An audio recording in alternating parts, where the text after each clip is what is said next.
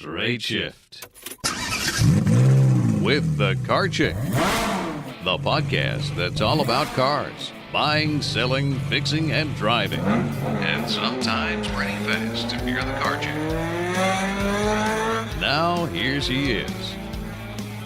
Welcome, everyone, to the Straight Shift. Today, we're going to talk about one of the most important pieces of safety equipment on your car, the tires.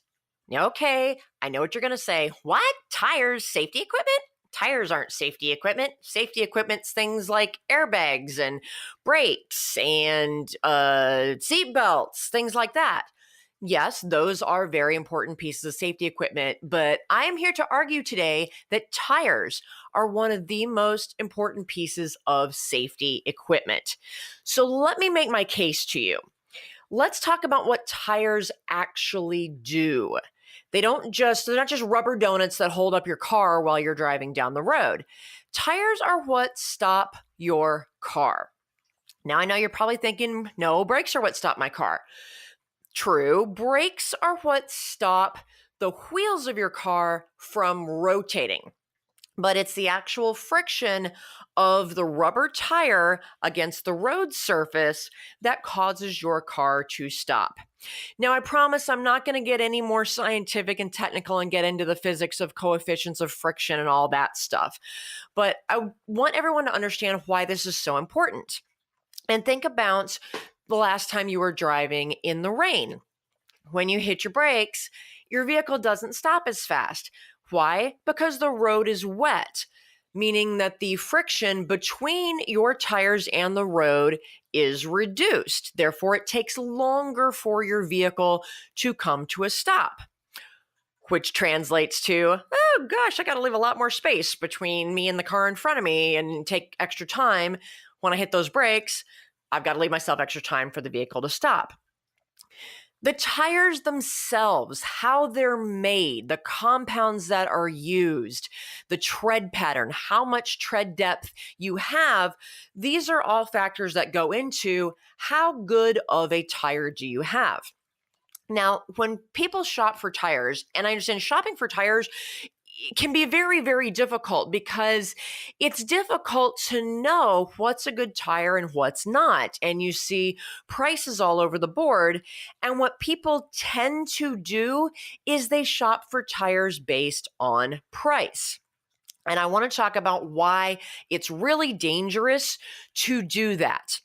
If you're going to skimp on something, tires are probably not the best thing to skimp on because the cheaper tires are not anywhere near as safe.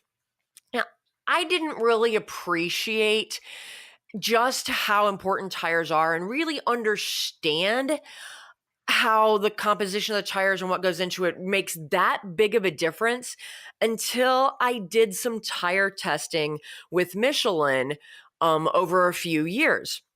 I've always known that tires were important. I evaluated them based on kind of how sticky they were, how much grip I could get based on being on the racetrack.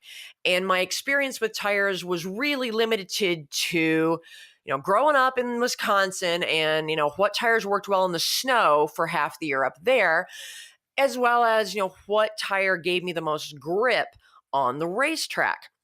I thought of them in terms of performance. Like I do most things with cars. But until I did the scientific testing with Michelin and really saw what goes into making a tire, and we did very concrete, quantifiable, measurable tests on tires to see what their safety and performance capabilities were, I didn't appreciate it. And unless you do something like that and go through that experience and really see it for yourself, it is hard to know. So I want to share my experiences doing that with you guys today and let you know what I learned and why it really brought tires into the forefront of my mind and changed the way I look at them in terms of a piece of safety equipment. I will give you probably the best example was we were down at Michelin's super top secret testing facility outside of Greenville, South Carolina, which is really easy to see on Google Earth. So I'm not sure how top secret it is, but it's a really cool facility. And we were testing their Pilot Sport All Season 3 tire as well as several others. And one of the things that they tend to do is the tire companies, they invite tire companies, retail shops, mechanics to come out and do these kind of, test and drive experiences, because that's a part of their marketing scheme, because they know that you as the end consumer probably don't know very much about tires, and you're going to go to your mechanic or your local tire store and say, hey, I need new tires, and you're probably going to rely on their recommendation.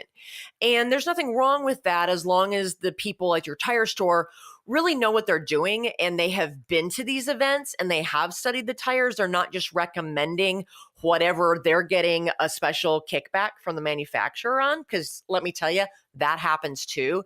So when you do go to your tire store to get tires and ask for their opinion, ask them what they're basing their opinion on and get them to give you a little more technical information. You'll find out, have they really gone through these tests with the tires themselves and seen it for themselves, or are they just kind of making some stuff up?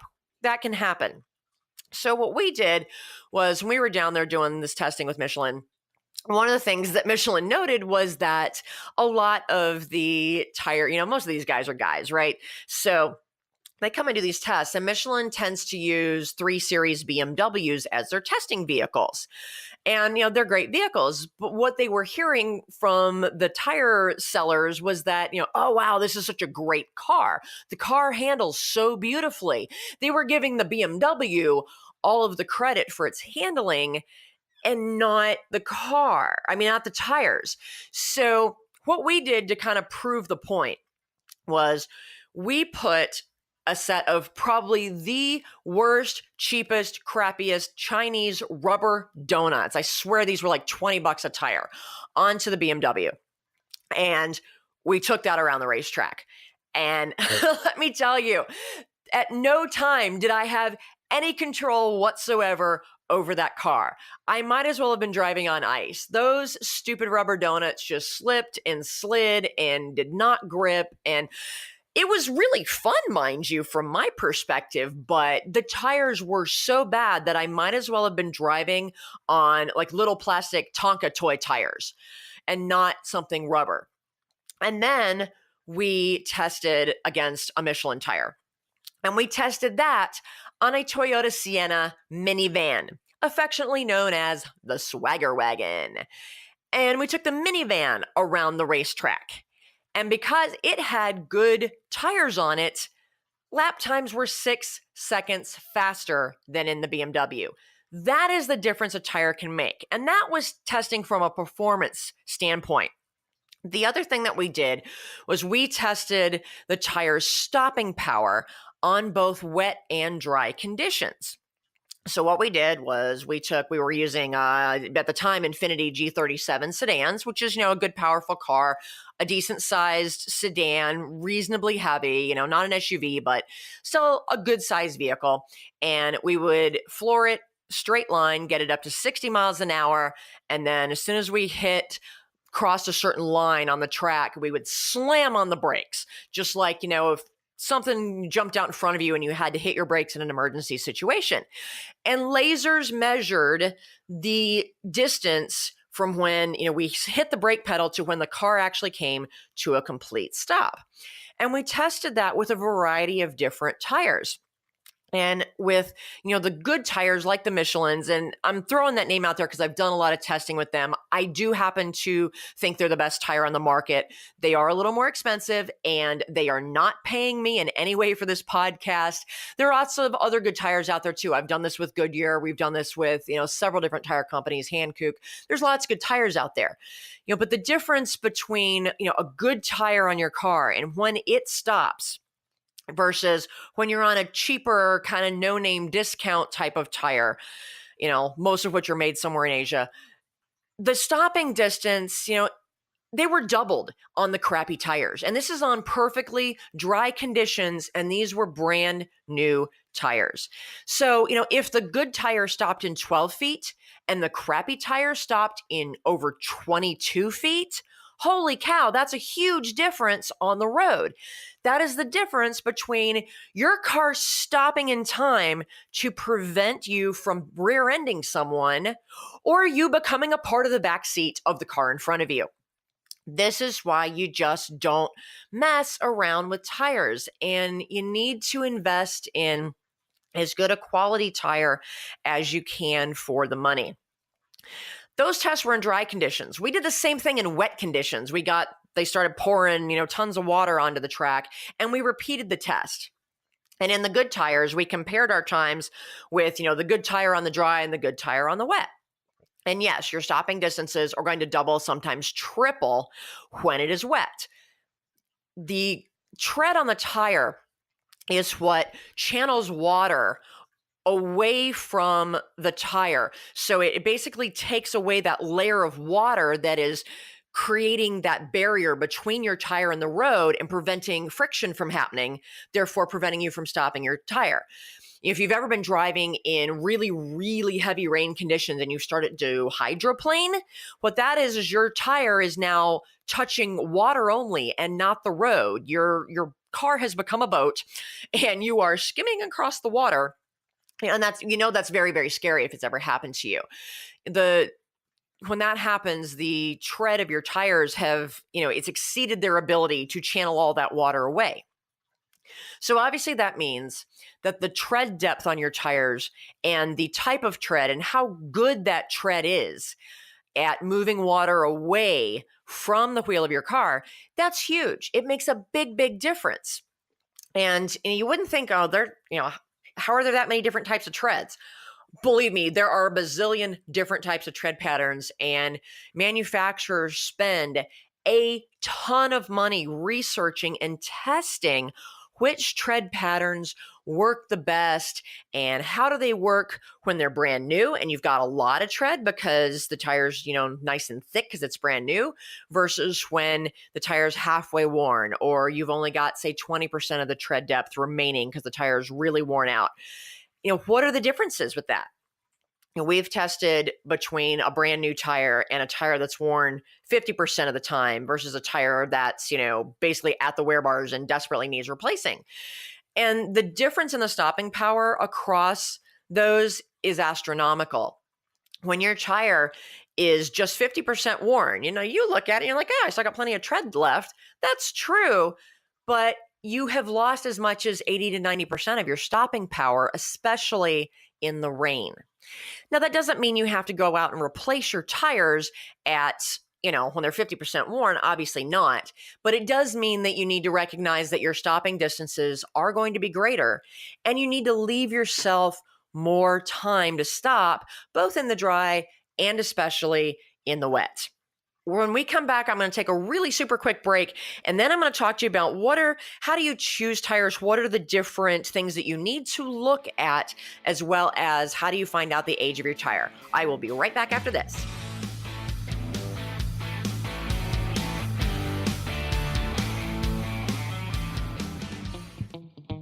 Do you hate car shopping? Do you worry about being taken advantage of, or about finding the right car at a fair price? Buying a car can be a frustrating and time-consuming experience. But what if you could get a great deal without having to do a ton of research, without having to haggle, and without the fear of buying a lemon? You can. As your personal car shopper, the Car Chick will help you pick the perfect car based on your unique lifestyle, budget, and personality. She'll handle all of the legwork and negotiating for you. All you have to do is sign the papers and take the keys. It's that easy. To learn how the Car Chick can save you time, money, and hassle on your next car purchase, give us a call at 888-575-2138. That's 888-575-2138. Or visit us on the web at thecarchick.com. The Car Chick is back for more Straight Shift. Welcome back to The Straight Shift. We are talking about tires today and why they're such an important piece of safety equipment on your car. Before the break, I shared with you some of my experiences in testing tires under relatively scientific conditions and why cheap, crappy tires not only don't perform well, but are not as safe because they don't give you the same kind of stopping power that a good quality tire does. And that stopping distance can vary, whether it's dry, it's wet, how much tread depth you have remaining, and just the quality of the tire to begin with. So we don't want to shop for tires exclusively based on price. I know everyone is on a budget. Not everyone can afford to buy, the top level tires. So when you do go tire shopping, you need to try and find the best performance for your budget. There are so many different letters and numbers and ratings associated with tires that this is where it can become very confusing for folks. So I want to talk about what some of those things are and what they really mean to you, and to what it's going to do for you in the tire and your wallet. And the first one is the speed rating. The speed rating of the tire is a letter in our alphabet. It might be an H-rated tire, it might be an S-rated tire, or a Z-rated tire. What that means is the speed rating refers to how well the tire dissipates heat. This goes back to the friction we were talking about. When your tire is in contact, rolling down the road, there's friction. That's what makes the tire stick to the road. What makes your vehicle stop when you hit the brakes. A certain amount of heat buildup in the tires is a good thing, because as rubber heats up, it gets a little bit softer, which makes it a little bit grippier and you get better traction. But to a certain extent, once you get too much heat, then the tire starts to get greasy and gooey and you actually lose traction because it's greasy. That means that the tire has not dissipated the heat enough. So the closer that letter is to the end of our alphabet, the lower the speed rating. So for example, an H-rated tire will dissipate heat up to 130 miles an hour. Well, what does that really mean? It means that an H-rated tire is going to handle the heat better. It's great for people that do a lot of driving at highway speeds. And it means that the tire is going to be able to handle that heat over and over again without wearing out so fast. So for example, an S-rated tire that has a lower heat rating, it doesn't dissipate heat quite as well. It's still fine for, driving on the highway. It might give you a little more performance and grippiness on the street, but it's also going to wear out faster. If you drive a sports car or have ever driven a sports car, you might have Z-rated tires. That's what you're going to find on a Corvette or a Porsche.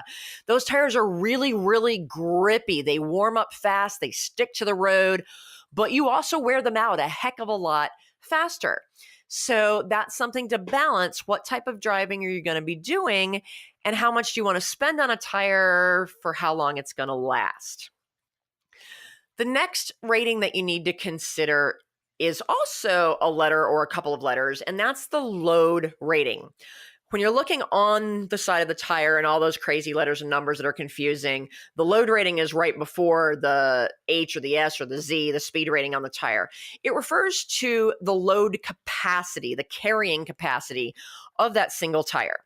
So the heavier the car, like for example, if you drive a big pickup truck or a big honking SUV like a Suburban, you're going to need a tire that can handle that weight, especially if you're going to start loading it up with stuff, rocks, dirt, kids and all their crap, everything.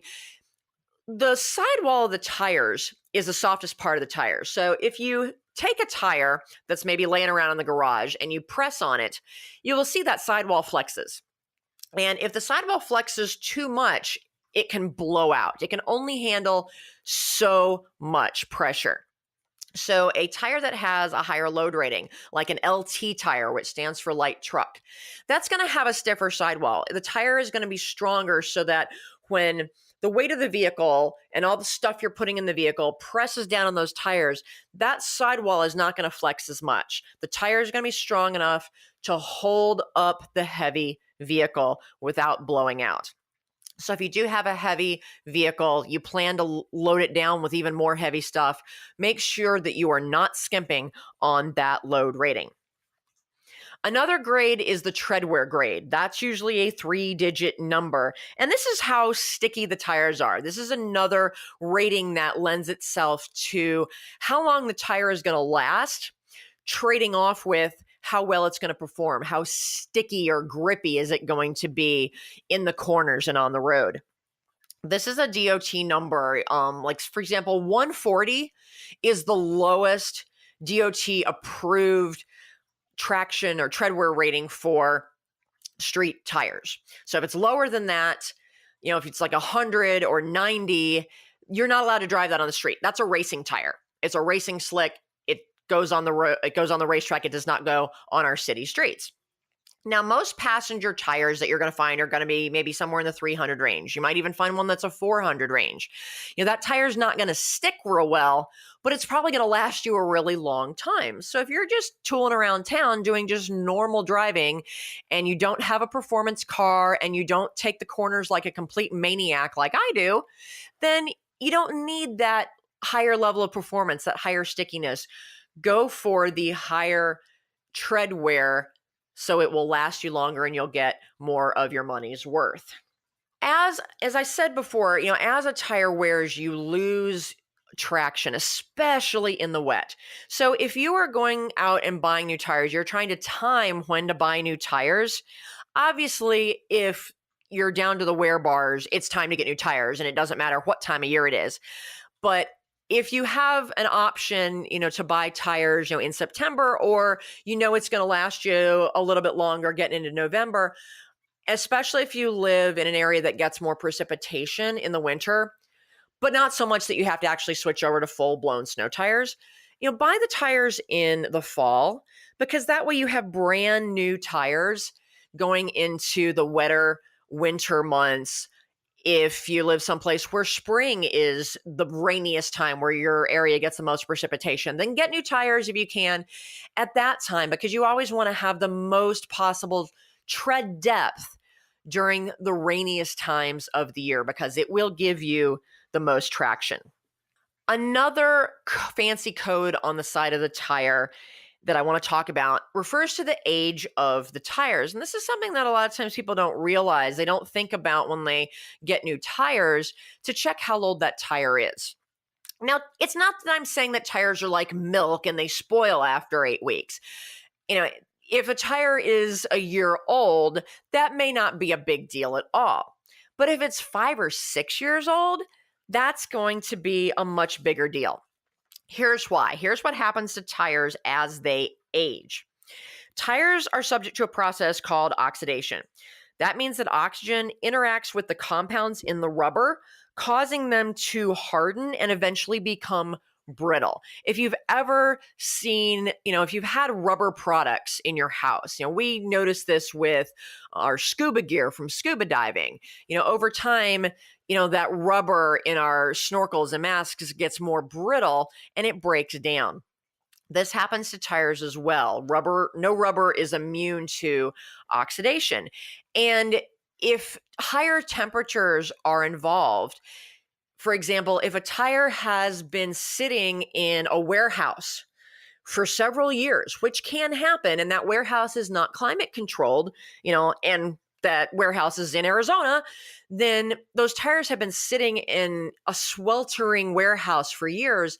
That rubber is going to age faster, and that tire is going to wear out. So be sure that when you're replacing your tires, that they are not, really, really old. The life cycle of any given rubber is around 7 years. If you don't drive your car a lot, like my mom or my in-laws, they have a secondary vehicle that they only put a few thousand miles a year on, their tires are going to wear out. They're going to get brittle, and you'll see the results of that in cracking around the tread, cracking around the sidewall. It's called dry rot. You'll start to see that, and that means that the rubber's breaking down. Your tire no longer has the structural integrity that it used to. It's more likely to blow out. So if you don't drive a lot of miles and you don't drive very spiritedly, you don't wear the tread down. So your tires may actually age and become brittle and dry rotted before you ever run out of tread. That's why when you get your car inspected, most state inspections, the mechanics are looking not only at what your tread depth is, but is there signs of dry rot on the tire? And you might get premature dry rot on a tire if that tire was stored in a hot facility before you purchased it. Tire companies manufacture tons of tires, and while a lot of them are really good at keeping their inventory fresh, especially if you're buying an off-brand or you're buying at a real discount store, a lot of times those super discounted places will buy leftover tires, the old inventory that didn't sell, and those tires could be older. So be sure your mechanic checks the age of the tire. And here's where you do that. There is another DOT number on the sidewall of your tire. It will say DOT, and then there's a bunch of numbers and letters after that, and there's 8 of them in a little kind of rounded rectangle. And then after that, there's another 4 numbers inside a slightly larger rounded rectangle. Those 4 numbers are a code for the age of your car. The first 2 numbers are the week of the year that tire was manufactured. So say it's 16. That means that the tire was manufactured probably around the end of April. The second 2 numbers are the year. So if your tire says 1617, that means that your tire was manufactured in the 16th week of the year 2017. So that tire right now would be about a year old. That's not necessarily a big deal at all. You don't have to have uber fresh tires, but if you see that the tire, is more than 4 years old, then you need to be like, oh, I'm not so sure about that, because it could dry rot on you early. Or if you don't drive a lot, then you will start to see dry rot on it long before you wear it out tread-wise. So you need to check that, or have your mechanic check that when they order tires. It is not unusual to see a tire that has been stored in a warehouse for a long period of time, especially if you are shopping by price. Finally, a couple other notes on tires before we wrap up. How many tires do you need to buy? Let's say you have been driving around, and if you're driving around any place like Charlotte that has so much construction, your chances of running over a nail are pretty darn good. Definitely way higher than winning the lottery. So can that tire be repaired, or do you have to replace it? And the answer to that is it depends. Depends how bad the hole is. Maybe the nail just kind of went into the tread blocks, nice straight on, and it's not too big and it didn't go in at weird angles. Then your mechanic may be able to remove that nail and patch and repair that tire. Plugs usually don't work, but they have good patch kits that do a stronger repair on the tire. But not every tire is going to be able to be repaired. If there's too much dry rot on the tire, if it's too old, the rubber will not have the integrity to handle a repair. If your tread is too thin, your tires are nearly worn out anyway, it's not going to be able to be repaired. If where the nail went in is too close to the sidewall, which I said is the weakest part of your tire, it's going to be too dangerous. They're not going to be able to repair it. Some shops may even say that they don't do repairs on tires at all because the risk is too high and they don't want the liability and they don't want to put you at risk. So you have to understand that not every place is going to be able to repair a tire, and the mechanic should be able to explain to you why it cannot be repaired. So let's go on the assumption that your tire cannot be repaired and you have to replace it. A lot of people just want to replace one tire, obviously because they're expensive. If the tire's practically brand new and you didn't have any kind of warranty on it, then yeah, you may be able to get away with just buying one new tire. It needs to match the other tires. You don't want to have different tires with different tread patterns on your car if you can avoid it, because that means the car is going to handle differently. We talked earlier about the importance of the tread, both pattern and wear levels, in terms of how that car channels water, how it sticks to the road, and how it performs. So if you have tires that have very, very different treads, under emergency conditions or under more spirited handling, the car is not necessarily going to handle the same way. Think about it in terms of tires being shoes. Let's pretend that the tires on your car are like shoes. So if you are walking around with two different types of shoes, maybe you have, one running shoe on and one just little comfortable flat shoe or a bedroom slipper. obviously, if you try to run around the neighborhood, it's not going to work because one foot is going to grip better and be able to corner better and stop better than the other foot because you're wearing two different shoes. The car is the same way. It really does make a huge difference. If you say walked around all day with one high heel shoe and one flat shoe, your chiropractor is going to kill you because with having your legs at two different levels, that's putting a lot of strain on your spine. The same thing happens with your car. If you have different tread depths on your tires, on the same axle of the car, this is especially true if you have a vehicle that has an all-wheel drive system. That system is very specifically designed. They're very high tech. The computers do a lot of math for you to be able to give you traction on all four wheels. And when your tires are different, or if they have different tread depths, it can damage the suspension of your car because the all-wheel drive systems can't handle it right. It's just like wearing two different types of shoes will eventually tear up your spine. Just ask any chiropractor.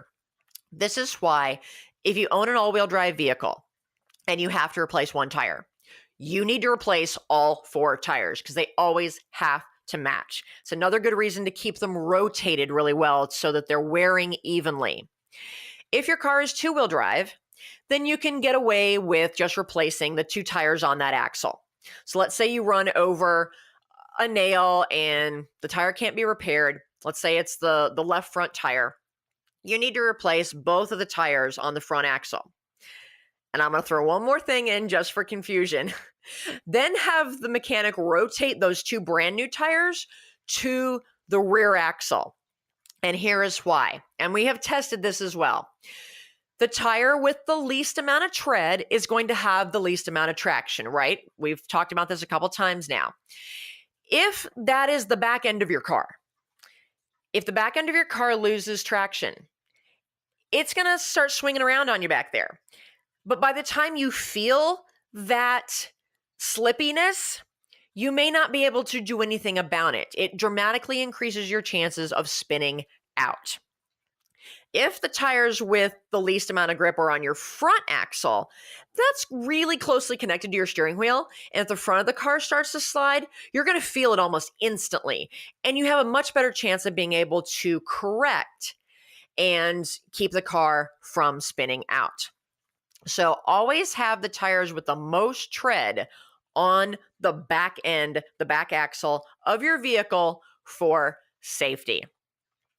I know I have thrown a lot of information at you guys, in the last half an hour or so on tires, but tires are so critically important. So please don't buy tires purely based on price. Go to a good tire store, a good mechanic, and first of all, find the right tire that is recommended for your vehicle by the manufacturer.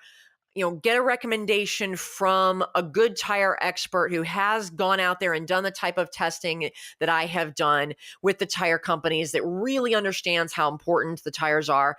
And they'll help you find a tire that gives you the best performance and safety for the amount of money that you can comfortably spend. But please don't skimp. Don't drive around on bald tires. Replace your tires when you need to. They are so critically important for your safety and the safety of those around you. Until next time, folks, I'm out of here. Drive safely. The Straight Shift Podcast is copyright Leanne Shattuck, The Car Chick, 2017. All views expressed by guest and or co-hosts are those of the guest and or co-hosts, and not necessarily those of Leanne Shattuck or The Car Chick.